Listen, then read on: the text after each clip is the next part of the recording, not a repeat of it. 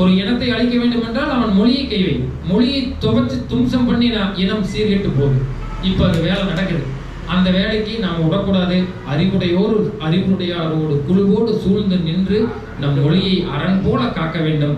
அந்த கடப்பாடு என்றைக்கும் இல்லாத நிலையில் இன்றைக்கு நமக்கு கண் முன்னே இருக்கிறது. இப்போ நாம் நன்றி சொல்லணும் அப்படின்னா, இது திருக்குறள் அமுதம். உங்களுக்கு இது எத்தனை பேருக்கு புதிய செய்தியாக இருக்குன்னு எனக்கு தெரியாது. எனக்கு சொல்லணும்னு